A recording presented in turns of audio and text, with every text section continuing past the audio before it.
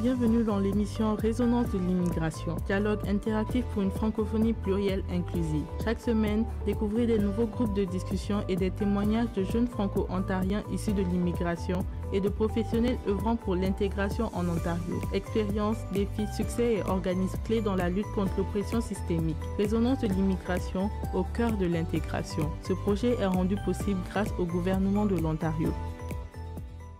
Allez, c'est parti. On est parti sur cette nouvelle émission Résonance de l'immigration sur les ondes de Choc FM 105.1.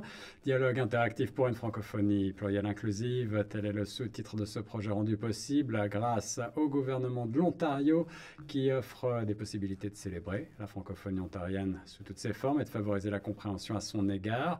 Et dans ce cadre, on reçoit régulièrement des nouveaux arrivants, des immigrants récents, des jeunes qui nous parlent de leur parcours, qui reviennent sur leurs défis, mais aussi des représentants d'organismes socioculturels ou d'entrepreneurs francophones qui œuvrent pour l'intégration en Ontario.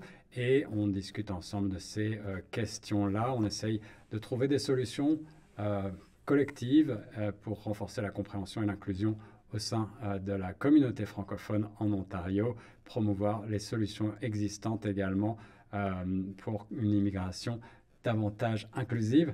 Aujourd'hui, j'ai le plaisir d'avoir pour invité M. Karim Djinko. Il est président de Djinko Consulting. Il est également cofondateur de SP de Coaching. On va parler dans un instant de ces deux organismes. Il a de nombreuses casquettes. Il a un parcours tout à fait passionnant, notamment en radio et dans les médias, et on en parlera certainement davantage parce que je suis curieux de nature, vous le savez.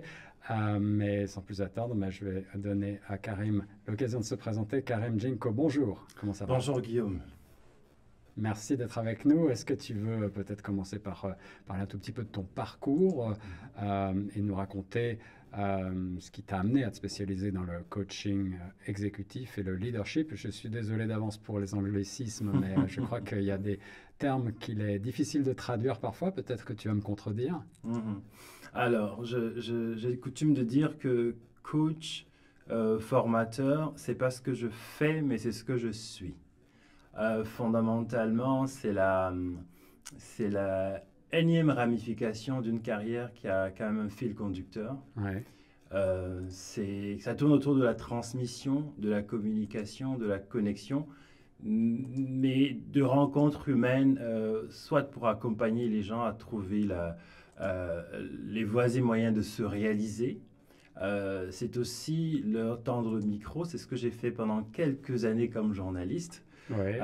Rappelle-nous dans quel cadre? Alors, j'ai travaillé comme journaliste pendant 10 ans à peu près à Radio-Canada, à Toronto et avant ça à Montréal.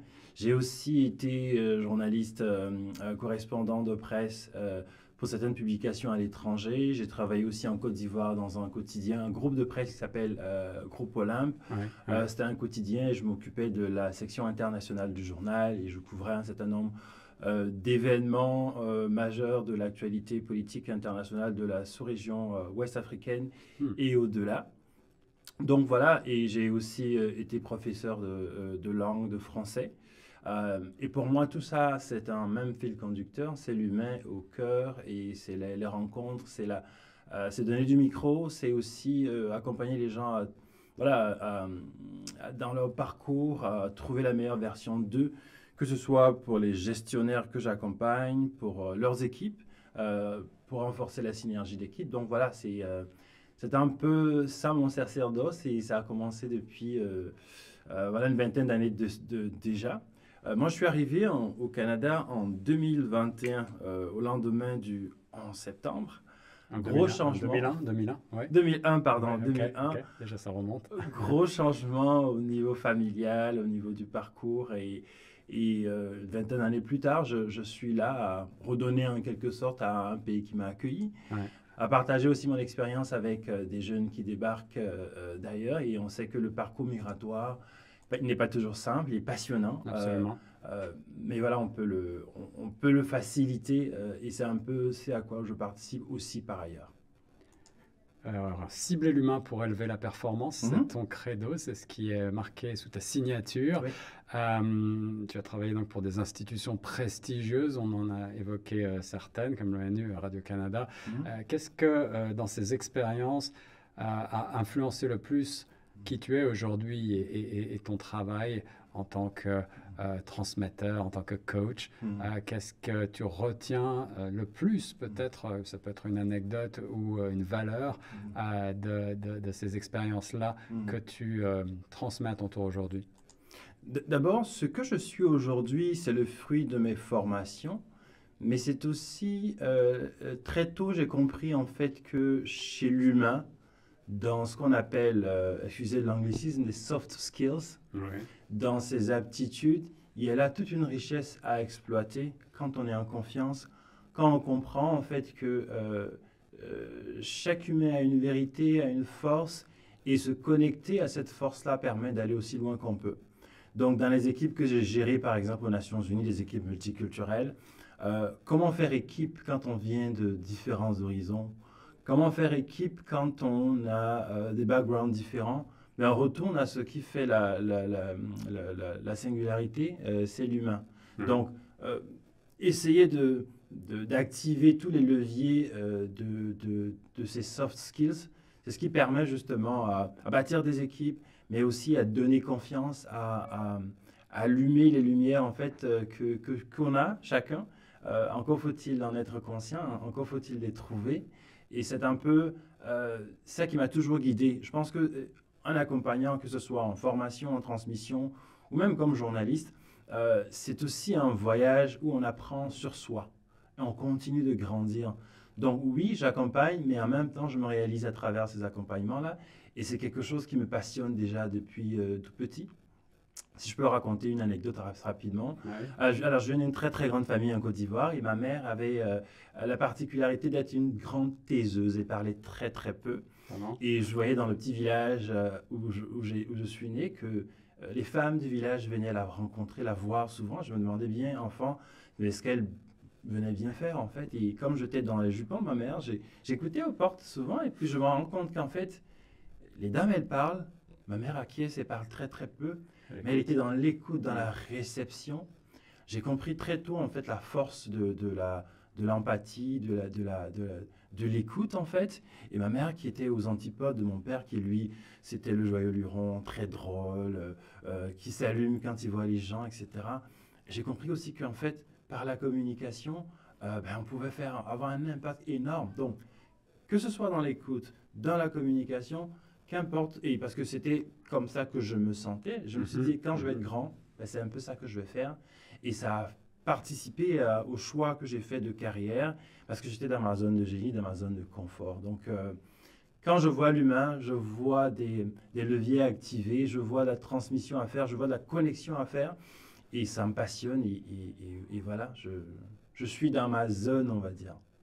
L'humain au cœur de ton travail. Je voulais rebondir sur cette notion de soft skills qu'on pourrait traduire par compétences non techniques, compétences humaines justement peut-être, transversales, que tu retrouves à travers la multiculturalité, à travers les gens avec qui tu travailles.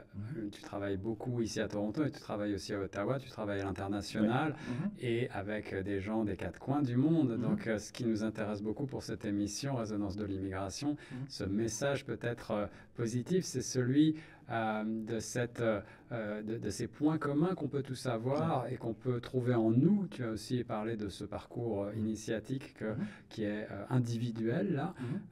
Comment est-ce que tu fais pour déclencher en chacun individuellement cette capacité à trouver ces connecteurs humains, à aider?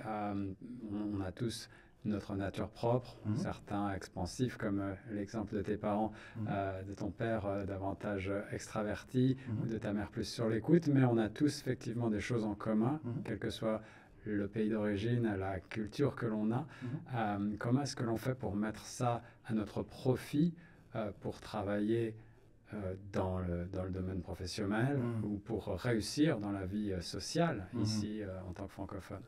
Alors, la connaissance de soi, c'est un élément clé du leadership. La connaissance de soi, c'est un élément clé pour entrer en relation et puis bâtir des relations avec d'autres personnes. Alors, il y a des gens qui se connaissent plus ou moins. Aujourd'hui, on a des outils modernes comme des tests psychométriques, par exemple, que j'utilise avec les gestionnaires que j'ai le plaisir et le bonheur d'accompagner. Et ce sont ces tests qui dessinent une cartographie très, très précise des forces et des zones de génie, mais aussi des axes de développement, on va dire, de chaque personne. Donc, ça permet une meilleure conscience de soi, de ce que, justement, ces traits-là peuvent avoir comme impact dans la connexion aux autres. Parce que le deuxième élément, c'est la compréhension des autres. Quand on se connaît, quand on comprend mieux les autres, et selon les circonstances, on peut activer chacun des leviers pour faire valoir qui on est fondamentalement et même ses compétences. Ouais. D'ailleurs, on parle d'immigration, mais beaucoup de gens arrivent bardés de diplômes, de compétences techniques. Absolument. Mais il faut pouvoir s'intégrer, il faut pouvoir communiquer, il faut pouvoir s'adapter. Et ça renvoie justement à ces compétences transversales-là. Et quand on comprend ça, c'est un accélérateur d'intégration. Parce que vous allez rencontrer des gens, vous allez démontrer par exemple que vous êtes analytique, que vous êtes bon dans la résolution des problèmes, etc., que vous êtes créatif. Ce sont ces éléments-là qui n'ont pas à voir nécessairement avec les compétences techniques qui vont permettre justement à un nouvel arrivant, par exemple, de faire valoir ses compétences, mais également accélérer son immigration. Parce qu'ultimement, quand on a confiance en soi, quand on peut communiquer, quand on peut projeter l'image de soi dans un environnement X, ça donne envie aux autres d'entrer en relation avec nous et éventuellement de nous embaucher. Je dis souvent qu'en entrevue d'embauche, on est tellement concentré parfois de démontrer qu'on est compétent techniquement, qu'on oublie de démontrer en fait qu'on est des humains à même de s'intégrer dans un environnement. Parce que souvent, on recrute peut dire, est-ce que je te vois, moi, au café, autour de la cafetière? Est-ce que je te vois dans une dynamique d'équipe? Exact. Donc, ce sont ces éléments-là qu'il va falloir travailler, mais aussi faire valoir, en fait, pour pouvoir arriver à ses fins. Je fais une aparté, mais tu as parlé de méthodes justement pour apprendre à se connaître, y compris des méthodes qui ont été mises en place et qui peuvent être appliquées aux uns et aux autres selon des grilles assez précises.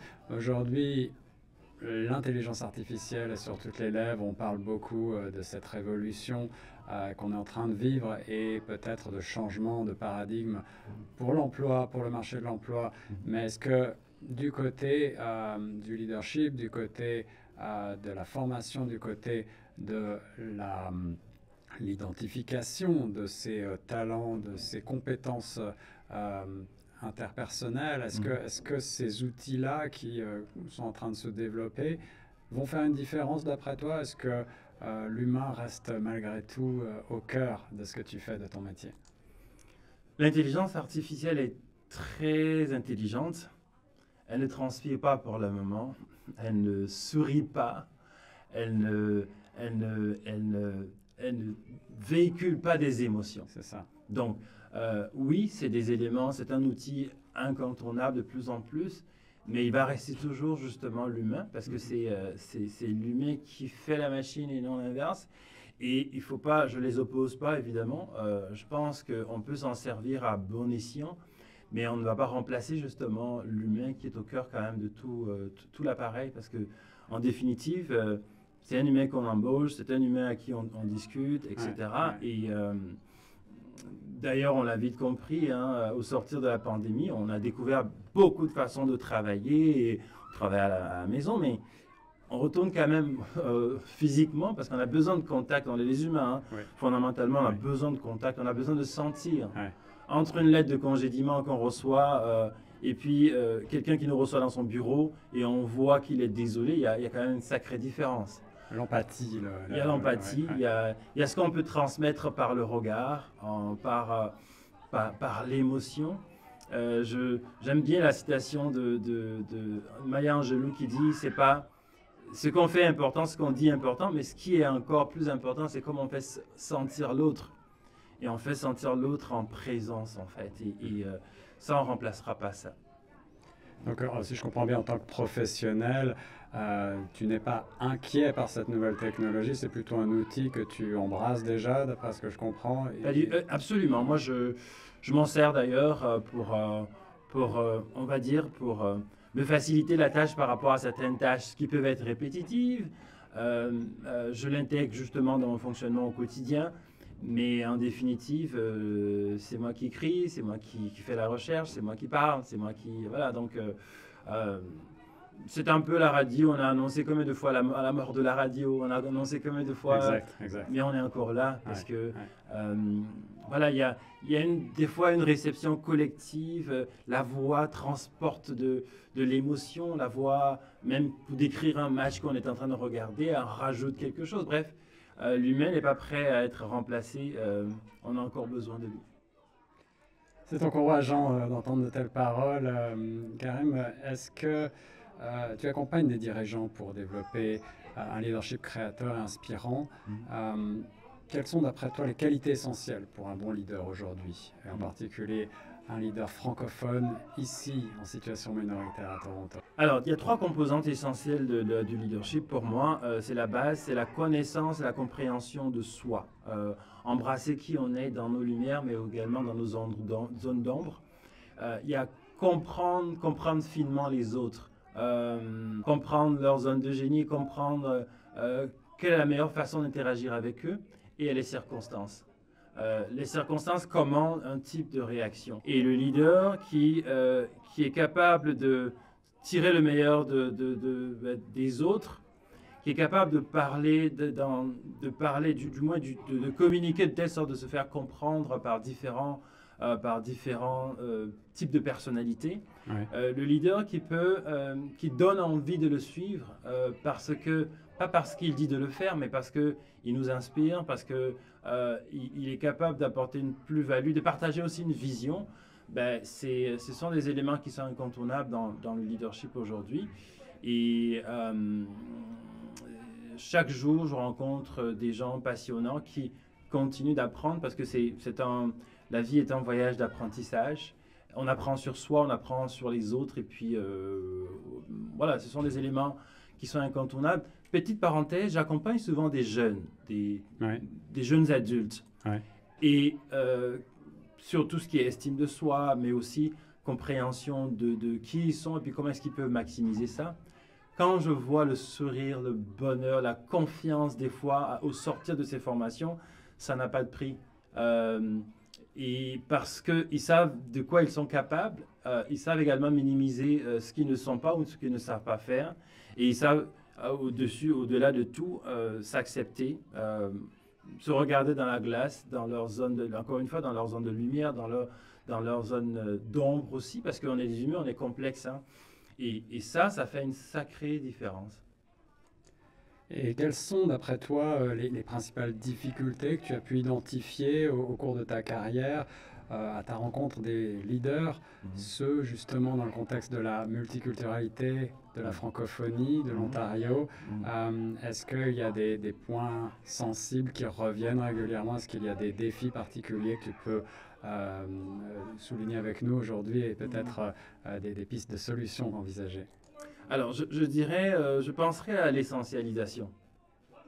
Un homme, une femme en face de soi n'est pas que le représentant d'un groupe. Il est une entité, il est unique. L'erreur, souvent, c'est de mettre en boîte. Tout ce que les gens veulent, c'est d'être vus, d'être reconnus pour ce qu'ils sont fondamentalement. Donc, ça prend d'approcher les gens dans leur essence et non dans ce qu'on pense qu'ils représentent. Je dis souvent la blague, quand les racistes disent « j'ai un ami noir ou arabe », ils disent vrai. Pourquoi? Parce que cet ami n'est plus noir, il n'est plus arabe. Il est Jean, il est Moussa, il est Séraphin. Ouais. Parce qu'ils sont arrivés à dépasser justement cette représentation,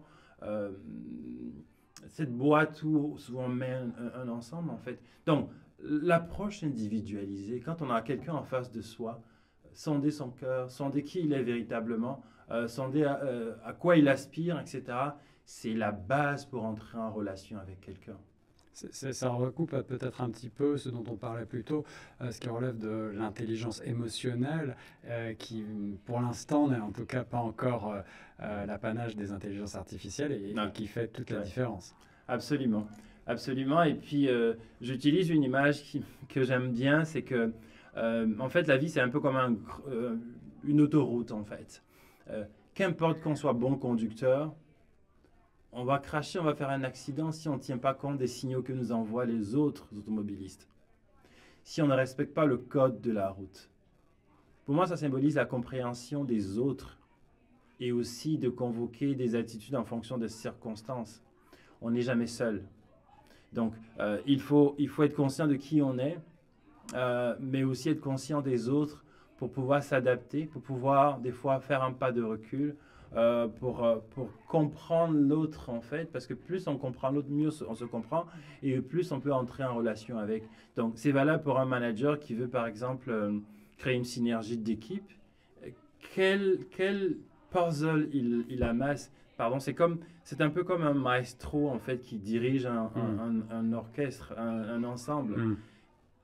S'il arrive à utiliser chacune des partitions pour faire un corps, ça va donner un concert fabuleux. Donc, sa capacité à activer chacun des leviers, sa capacité aussi à donner du sens à chacune des particularités, ben, ça va emmener l'ensemble le plus loin possible, en fait. Karim Jinko, président de Jinko Consulting, pour avoir une idée un petit peu plus précise peut-être de ce qu'est votre travail avec Jinko Consulting. Donc je vais rappeler jinkoconsulting.com pour les auditrices et les auditeurs qui voudraient aller plus loin et qui sont curieux. Vous offrez, je crois, une vaste gamme de services, de formations notamment pour les entreprises, pour les organismes et pour les leaders, donc pour l'accompagnement de ceux-ci.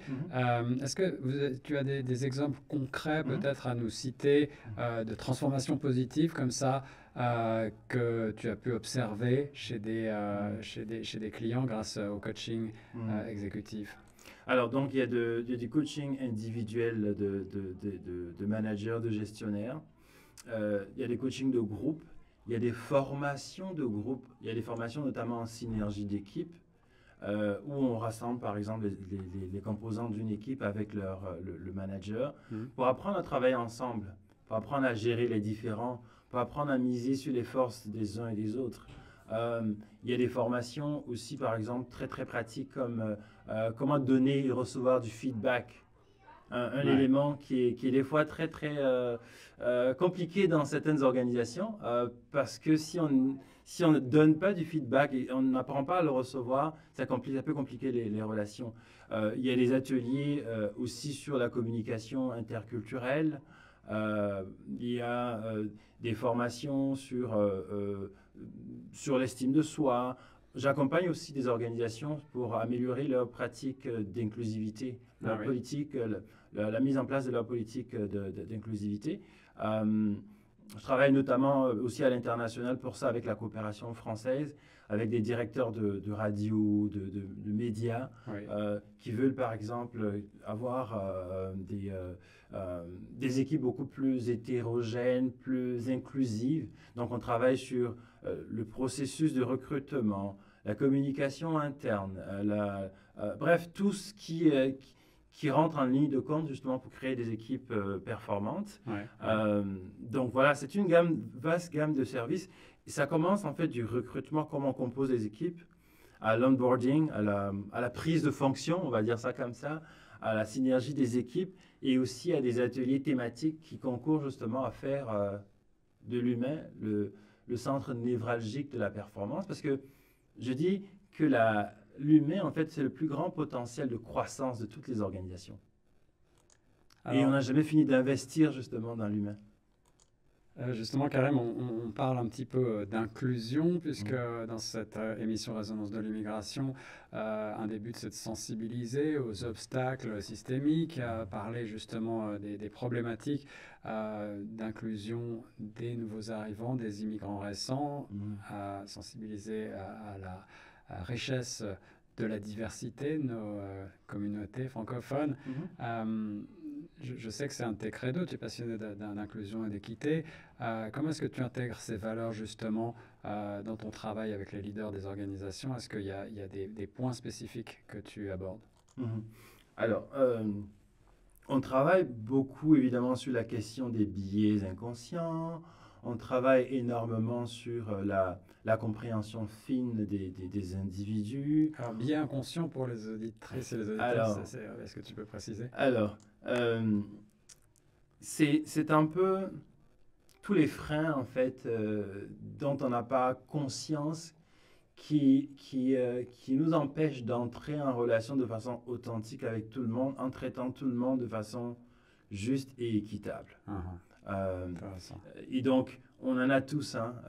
Je donne un biais, le biais de négativité, par exemple. Alors, j'ai travaillé avec une femme une fois. Ouais. Ça s'est mal passé. Alors, moi, je ne travaille plus avec les femmes parce que ça ne se passe pas bien. OK, je vois. On parle de casser des a priori, de casser peut-être des réflexes acquis dans le temps ou culturellement transmis. Absolument.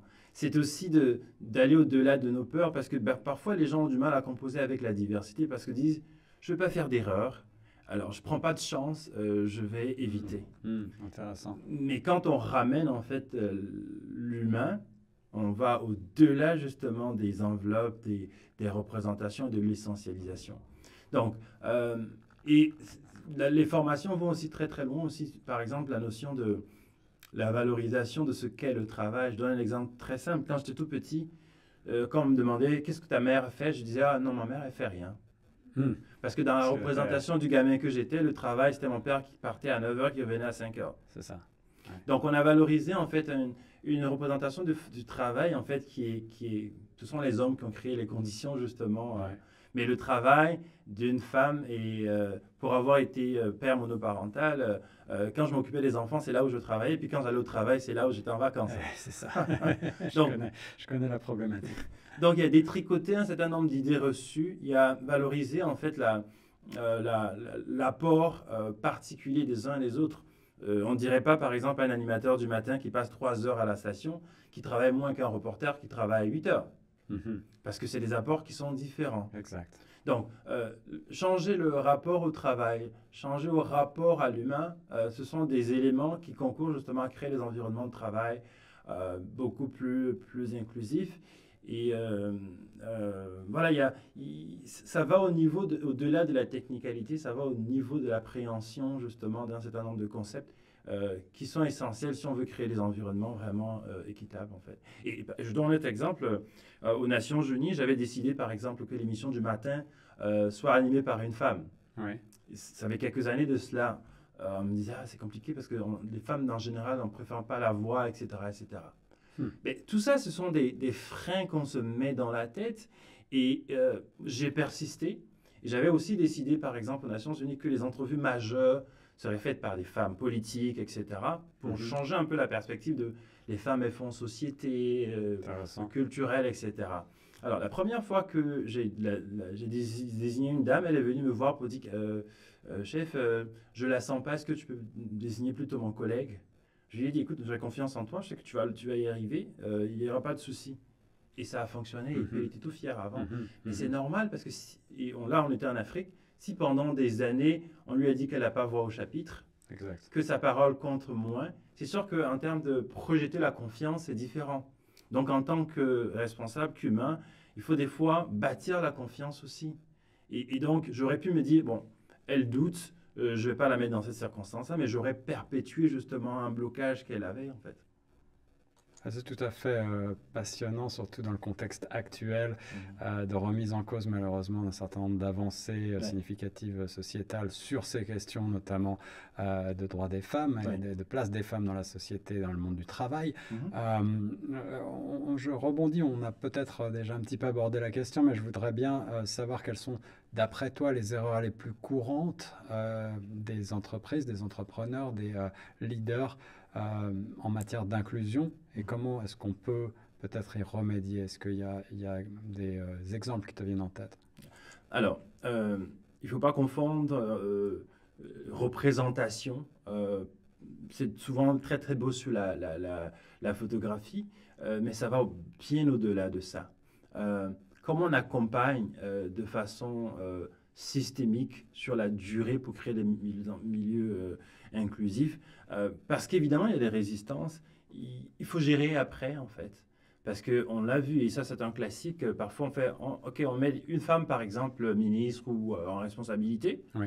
Puis à la moindre des crises, on repart avec on remet un homme par exemple. Oui. Alors qu'on ne construit pas de façon éphémère. Et je donne encore l'exemple d'un conseil d'administration qui nomme une femme ou quelqu'un issu de la diversité.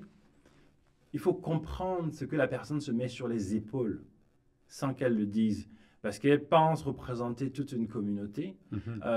Et ça peut l'amener à déjouer, parce qu'elle a droit éventuellement des erreurs aussi, si tant est que c'est possible.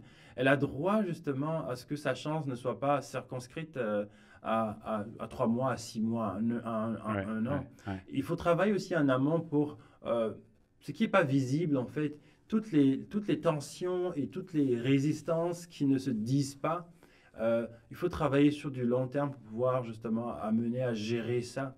Donc, ce n'est pas un projet à court terme, c'est un projet qui doit s'inscrire en fait dans l'organisation, la communication interne. C'est un projet à moyen et long terme. Il faut accompagner les équipes justement pour qu'elles comprennent d'ailleurs que ce n'est pas juste un phénomène de mode, mais c'est aussi quelque chose qui s'inscrit sur la durée et qui n'est pas une faveur qu'on fait aux minorités. Ce n'est pas du tout une faveur. Au contraire, c'est une opportunité même d'affaires. Plus vous avez des équipes diversifiées, plus vous élargissez l'assiette justement que ce soit d'auditeurs ou de clients, dépendamment du secteur où vous êtes en fait. Absolument. Parce que les gens veulent se reconnaître dans votre institution, dans votre entreprise. Donc, ce n'est pas une faveur, c'est une opportunité énorme qu'il faut saisir en fait. Et il faut se rappeler, je le dis, mais la diversité, c'est la norme, ce n'est pas une exception. La diversité, c'est la norme et d'autant plus à Toronto, une ville hyper multiculturelle, s'il en est, peut-être la plus multiculturelle du monde. Absolument. C'est des paroles sages et intéressantes que tu viens de prononcer, Karim, et je pense que effectivement dans le contexte actuel, encore une fois, on a besoin de ce message d'inclusivité. Effectivement, pas de faveur faite aux diversités, mais davantage un partage juste des tâches et peut-être une charge de travail ou une charge mentale, en tout cas une charge sur ses épaules d'autant plus grande effectivement que lorsque un leader issu d'une diversité quelconque prend un poste de responsabilité, il a effectivement, en plus de sa charge de travail normale, j'allais dire, une charge invisible qui est très, très importante et il doit se battre contre beaucoup de freins. Si on parle maintenant d'immigration, ici en Ontario, d'intégration des communautés francophones, quel regard est-ce que tu portes sur la question d'intégration des jeunes francophones issus de l'immigration en Ontario? Est-ce que tu travailles beaucoup avec eux, je crois. Est-ce que tu peux nous donner un petit peu ton sentiment là-dessus? Alors, l'année dernière, j'ai travaillé sur un projet pan-canadien avec une organisation qui s'appelle La Factory et on avait pour mission de lancer un programme de formation à l'échelle du pays pour aider à faciliter l'intégration des francophones issus de l'immigration. Ça m'a permis de toucher du doigt, en fait, mais de voir aussi à satisfaction que les choses ont quand même changé depuis le temps que je suis arrivé, moi, il y a une vingtaine d'années. Le parcours d'immigration est quand même beaucoup plus facile. Je pense que le discours sur l'immigration, même si c'est encore en train de changer, preuve qu'il n'y a rien qui est définitif, voilà. Mais la perception des gens qui viennent d'ailleurs, de leurs compétences, etc., a changé par rapport à quand je suis arrivé. Il y a quand même beaucoup de programmes aussi d'accompagnement. Et dans le cas d'espèce, le programme visait les fameuses compétences transversales. L'adaptation, la communication, la créativité, pour créer les conditions pour que les gens qui viennent d'ailleurs, qui sont souvent, on le dit d'ailleurs, au jeu de la comparaison, qui viennent avec beaucoup plus de diplômes, d'instructions, mais ça prend plus que ça pour s'intégrer. Ça prend d'être créatif, ça prend d'apprendre à réseauter. Ça prend de comprendre comment on communique de sorte à rendre justice à ses compétences. Et donc, c'était l'objet de ce programme-là qui avait fait énormément de différences dans le parcours d'immigration de beaucoup de personnes. Et ce sont des éléments qui sont essentiels. Souvent, les programmes qu'on a, c'est comme aider au logement, aider à l'établissement, etc. Mais l'intégration passe également par la compréhension de l'environnement où on se trouve, à voir également quelles sont les ressources qu'il faut convoquer pour donner envie justement qu'on nous intègre. Ça prend de la créativité, ça prend, je donne un exemple très simple, mais dans certains pays, il faut connaître quelqu'un pour connaître quelqu'un. C'est vrai. Alors ici, au Canada, on peut envoyer un message sur LinkedIn à quelqu'un dans son secteur d'activité et demander un rendez-vous. Ouais. Il faut le savoir. Comment on va au réseautage, parce que c'est qui tu fréquentes, dans quel milieu tu te retrouves, quels sont les moyens que tu te donnes justement pour réussir ton parcours d'immigration. Tous ces éléments ne sont pas toujours pris en compte alors que c'est fondamental. Et aussi, même en termes d'estime de soi, quand ça fait des années qu'on essaie de travailler dans son domaine et qu'on n'y arrive pas, ça affecte la confiance en soi. Et quand on n'a pas confiance en soi, ça affecte de croire qu'on peut se réaliser. Donc, tous ces éléments sont importants. Et aujourd'hui, les jeunes qui arrivent viennent avec beaucoup avec le feu sacré que nous, on avait avant, mais avec quand même un peu plus de ressources, c'est tant mieux. Mais évidemment, ce n'est jamais fini. Hein. L'immigration, c'est le bouc émissaire parfait quand ça ne va pas. Ouais. La preuve, on le voit aujourd'hui. Mais ça reste encore un pays où on peut se réaliser, où demain est possible quand on se donne les moyens. Et quel conseil est-ce que tu donnerais à des jeunes personnes issues de l'immigration qui souhaitent évoluer, faire des postes de responsabilité, de leadership, malgré les obstacles systémiques qu'on a un petit peu abordés? En 2 mots, est-ce que tu as un message d'espoir? Je dirais que mon parcours, et je suis très reconnaissant au Canada d'ailleurs, parce que je pense avoir navigué dans les eaux que je souhaitais. Je suis venu comme journaliste, j'ai travaillé comme journaliste. Ouais. Aujourd'hui, je partage un tout petit peu cette somme d'expérience-là. Donc, le conseil que j'ai à leur donner, c'est de croire en eux, mais ça ne suffit pas. Il faut se donner les moyens de sortir de sa coquille, et de ne pas se mettre des limites. Parce que très souvent, c'est de l'autocensure, en fait, dont on est victime. Ouais. Tant qu'on t'a pas dit non, fonce. Il y aura des échecs, mais quand il y a les échecs, on apprend toujours. Et puis, il y a vraiment moyen de réaliser ses aspirations. Quand on vise la lune, au pire, on a les étoiles. Et c'est ce que je leur souhaite. J'ai des jeunes enfants, j'ai un adulte aujourd'hui et je le vois aller. C'est des gens qui doutent un peu moins, qui ont beaucoup confiance en eux. Même s'ils vivent dans une époque quand même compliquée aussi, avec tout ce qu'on vit aujourd'hui là. Mais peut-être que ce défi-là donne encore plus de relief quand on s'en sort. Et donc, c'est de ne pas se mettre des barrières. Vraiment, tout est possible s'ils veulent et s'ils se donnent les moyens. Là aussi, un beau message de sage-parole, Karim. Effectivement, l'altération de la confiance en soi peut aussi rejeter une image négative qui n'est pas souhaitable lorsque l'on est dans ces recherches de position, quelle que soit d'ailleurs la recherche de position que l'on a, que ce soit un poste décisionnel ou non. Perspective et solutions, pour finir en 2 mots, tu travailles avec une clientèle, on l'a dit, très diversifiée, y compris en dehors de Toronto, à l'international. Est-ce qu'il y a des bonnes pratiques que tu as observées ailleurs qui pourraient être adaptées pour favoriser l'inclusion davantage au Canada? Je pense que quand on se compare, on peut se désoler, mais je pense dans le cas du Canada, quand on se compare, on peut se consoler quand même. Il y a des belles choses qui se font ici. Bien sûr, la nature n'est pas parfaite. J'ai la chance effectivement de parler au quotidien à des gens sur différents continents.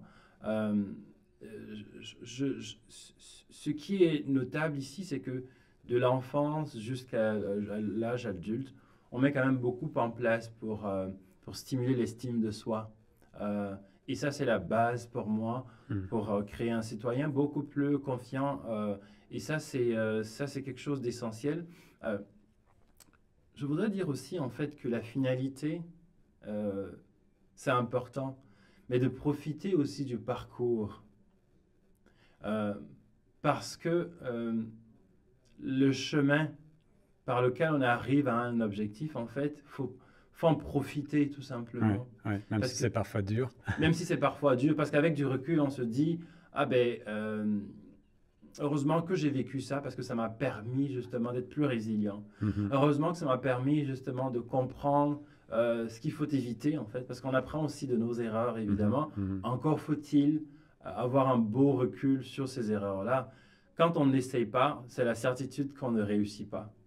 Mais quand on essaye, on peut échouer. C'est un peu comme un café. Quand il est froid, pour la plupart, il n'a pas de saveur. Il peut brûler.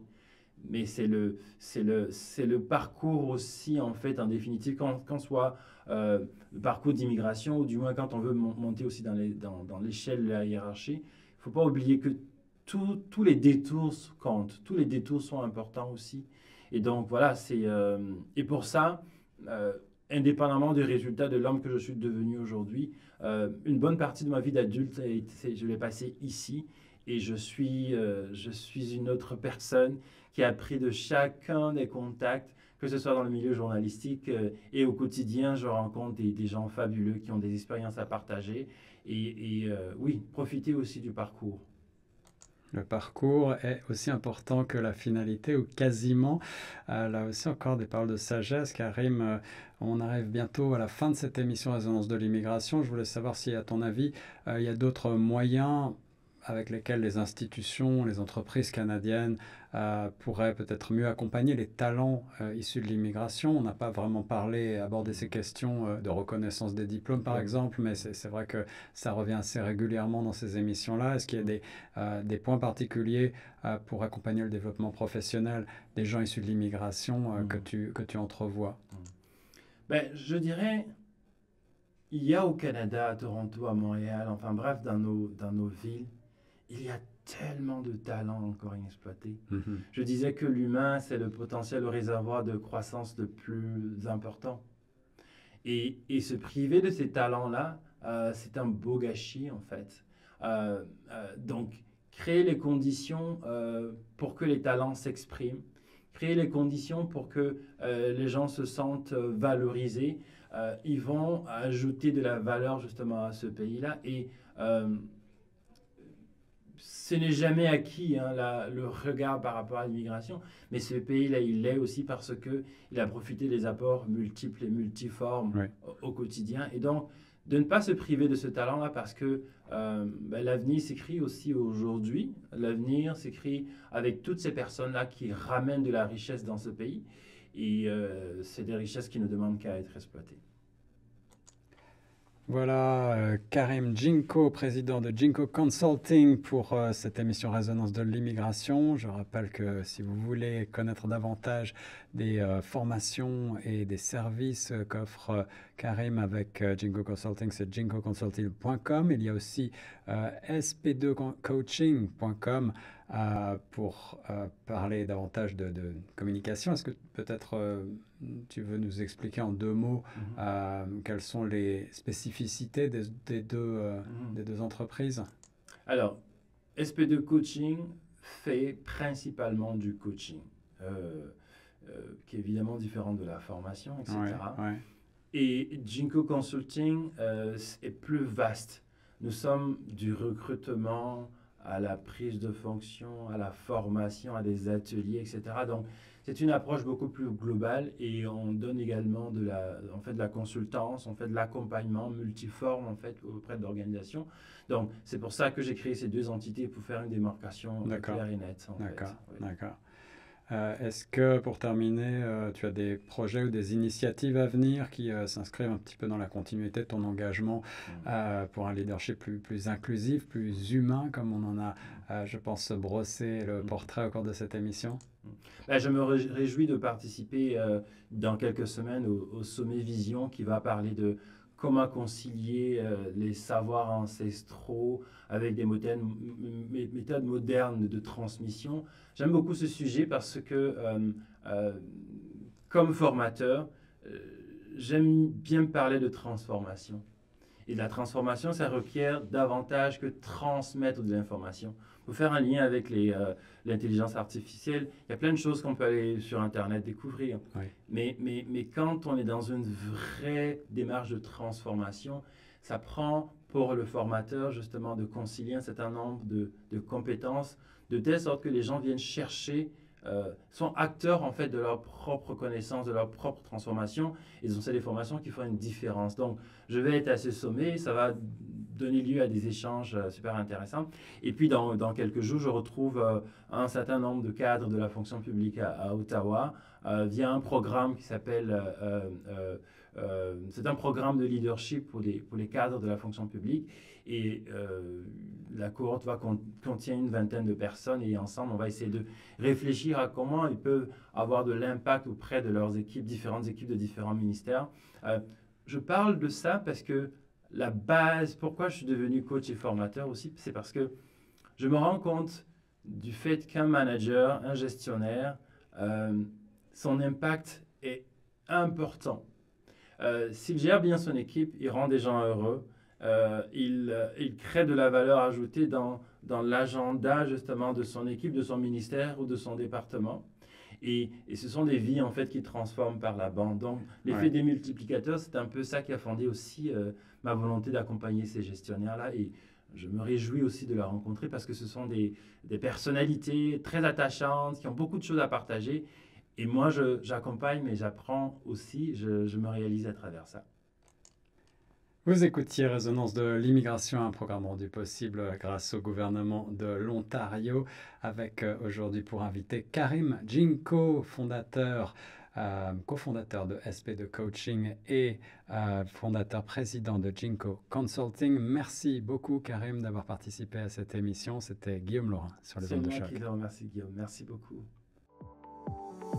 Vous écoutiez Résonance de l'immigration, dialogue interactif pour une francophonie plurielle inclusive sur les ondes de Choc FM 105.1. Pour retrouver l'ensemble des épisodes en mode balado, rendez-vous sur chocfm.ca ou en vidéo sur YouTube.